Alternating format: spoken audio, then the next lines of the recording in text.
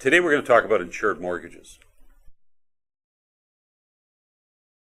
There's three companies that do insurance for mortgages in Canada. Canada Mortgage and Housing, which is a Crown corporation, Genworth, and Canada Guarantee.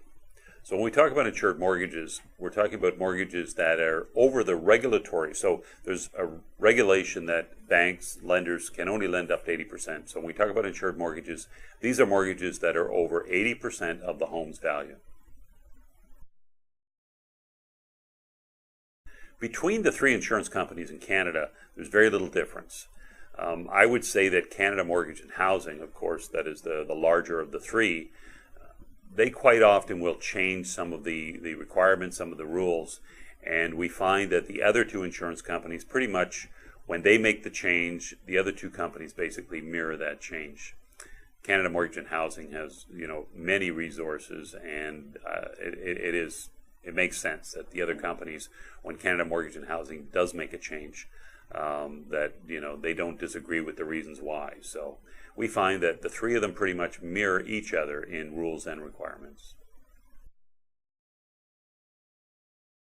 So we talk about basic requirements and let's say rules, of insurance.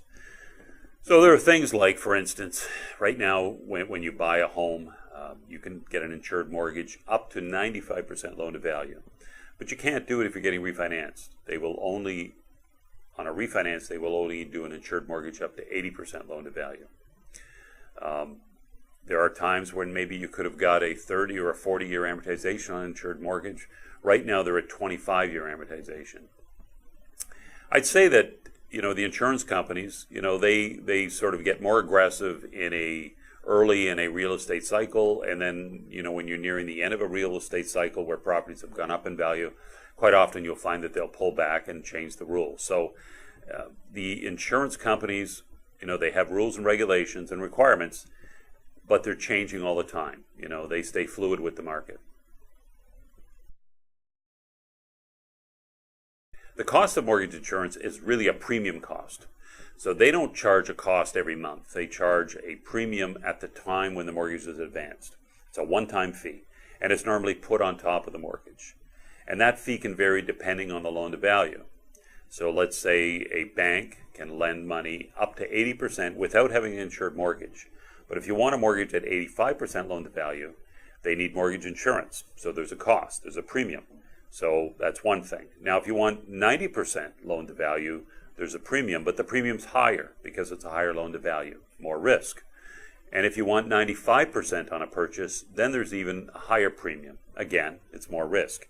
So the cost is related to the home, the value of the home, the value of the home and how large the mortgage is. So the premium is also related to risk. But the interest rate doesn't change, and it's just a one-time cost.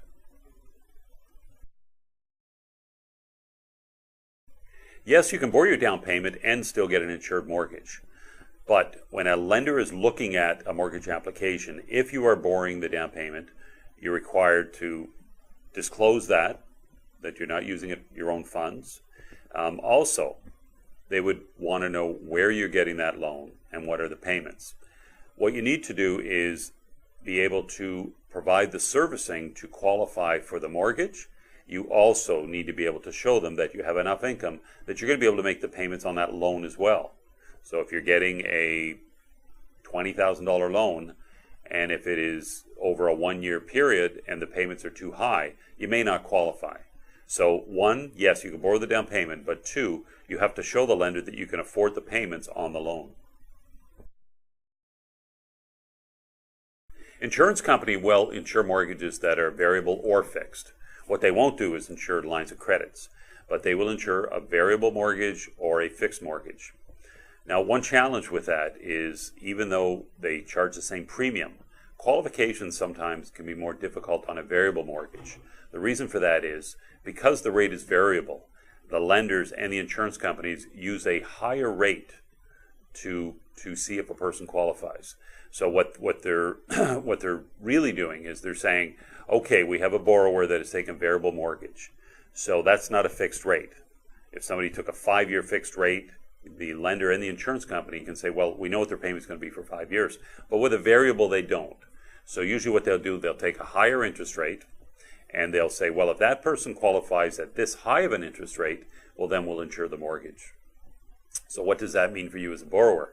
Well, usually it means that if you're pretty tight in terms of qualifying and you're trying to buy to your limit, quite often we find that those buyers need to take a 5-year fixed rate because they will qualify you at the rate of that 5-year term, not a higher rate. If you need more information, give me a call or send me an email. Your call is important to me, and I will call you back. I look forward to speaking with you. Take care.